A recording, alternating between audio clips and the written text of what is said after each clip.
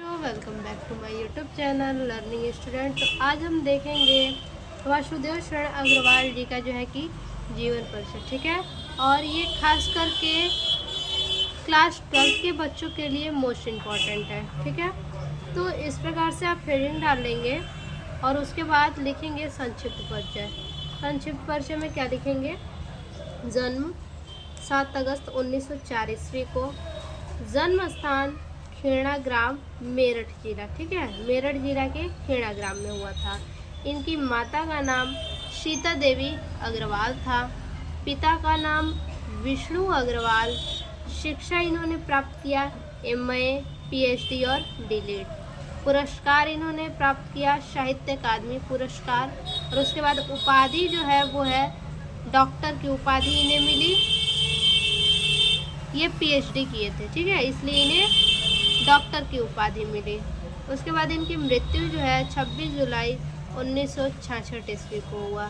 यानी कहने का मतलब है कि संक्षिप्त परिचय में आपको बस इतना ही लिखना है: जन्म, जन्म स्थान, माता पिता, शिक्षा दीक्षा, पुरस्कार, उपाधि और मृत्यु, ठीक है। अब इसके बाद हेडिंग देंगे जीवन परिचय, ठीक। जीवन परिचय में इन्हीं सभी को लिखना है, ठीक है। जीवन परिचय में इन्हीं सभी को लिखना है। कैसे लिखना है ये देखिए।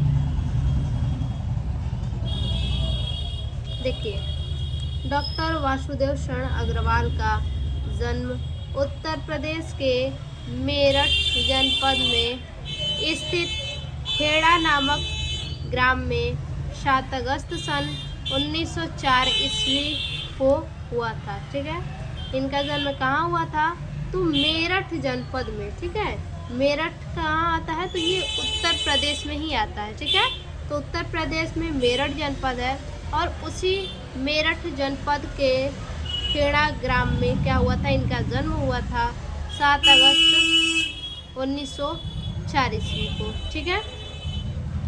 माता सीता देवी अग्रवाल और पिता विष्णु अग्रवाल का निवास लखनऊ में होने के कारण इनका बचपन यही व्यतीत हुआ, ठीक है। इनके माता पिता कहाँ रहते थे? तो लखनऊ में रहते थे, निवास स्थान लखनऊ में ही था, इसलिए इनका बचपन भी वहीं पे बीता। यहीं से इनकी शिक्षा पूरी हुई। लखनऊ में ही इनके माता पिता निवास करते थे और ये भी लखनऊ में ही निवास करते थे। इनका बचपन वहीं से गुजरा और वहीं से इन्होंने शिक्षा पूरी की, ठीक है। तत्पश्चात काशी हिंदू विश्वविद्यालय से स्नातक होने के बाद इन्होंने MA, PhD तथा DLED की उपाधियाँ लखनऊ विश्वविद्यालय से प्राप्त की। देखिए उसके बाद क्या हुआ? इनकी शिक्षा दीक्षा तो लखनऊ से पूरी हुई। उसके बाद जो है कि काशी हिंदू विश्वविद्यालय से स्नातक होने के बाद, ठीक है, काशी हिंदू विश्वविद्यालय से जब ये ग्रेजुएट हो गए, स्नातक हो गए, तो इन्होंने क्या किया? MA किया, PhD किया और DLED किया, ठीक है। इनकी उपाधियाँ इन्होंने लखनऊ विश्वविद्यालय से प्राप्त किया।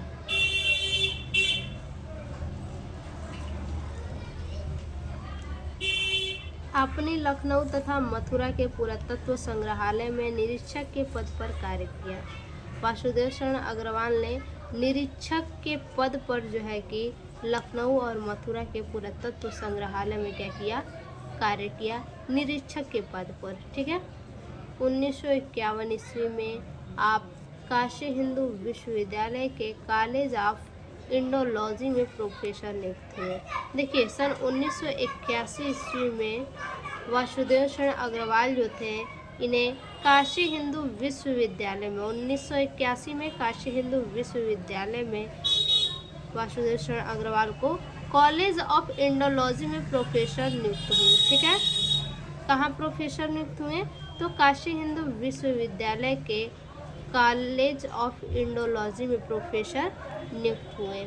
यह महान विद्वान जीवन भर अनुसंधान का प्रकाश विकिरण करता हुआ 26 जुलाई सन 1966 ईस्वी को परलोक सिधार गए, ठीक है। यानी जो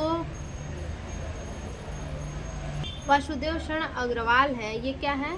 महान जो है कि विद्वान हैं और इन्होंने क्या किया? जीवन भर अनुसंधान का प्रकाश क्या किया, विकिरण किया। ठीक है, जीवन भर इन्होंने क्या किया, अनुसंधान का प्रकाश विकिरण किया, अनुसंधान का प्रकाश फैलाया इन्होंने। और उसी के बाद ठीक है, तत्पश्चात अनुसंधान का विकिरण फैलाते हुए 26 जुलाई 1966 ईस्वी को इनकी क्या हुई, मृत्यु हो गई। ठीक है, अब देखिए साहित्य में इनकी क्या स्थान थी। ठीक, डॉक्टर वासुदेव शरण अग्रवाल विलक्षण, ठीक है, डॉक्टर वासुदेव शरण अग्रवाल विलक्षण प्रतिभा के धनी प्रकांड विद्वान थे। ठीक है, वासुदेव शरण अग्रवाल क्या थे, ये प्रतिभा के धनी प्रकांड विद्वान थे। इनके अंदर प्रतिभा कूट कूट कर भरी हुई थी। प्रतिभा के ये क्या थे, धनी थे और प्रकांड पंडित भी थे। वे उच्च कोटि के पुरातत्व विशेषज्ञ, ये क्या थे, ये उच्च कोटि के थे, यानी ये अच्छी क्वालिटी के उच्च कोटि के विशेषज्ञ थे। ठीक है, पुरातत्व विशेषज्ञ थे। ठीक है, और अनुसंधानकर्ता ये थे, साहित्यकार थे और हिंदी साहित्य में विशिष्ट स्थान के अधिकारी थे। ठीक है, ये क्या क्या थे, तो विशेषज्ञ थे, अनुसंधानकर्ता थे, साहित्यकार थे और हिंदी साहित्य में विशिष्ट स्थान के ये अधिकारी भी थे। ठीक है, हिंदी साहित्य में इन्हें स्थान दिया गया था अधिकारी का। निश्चय ही हिंदी साहित्य में उनका योगदान चिरस्मरणीय रहेगा। ठीक है, यानी हमेशा जो है कि हिंदी साहित्य उनका योगदान याद करता रहेगा। उसके बाद आगे देखेंगे प्रमुख कृतियाँ। प्रमुख कृतियों में सबसे पहले है निबंध।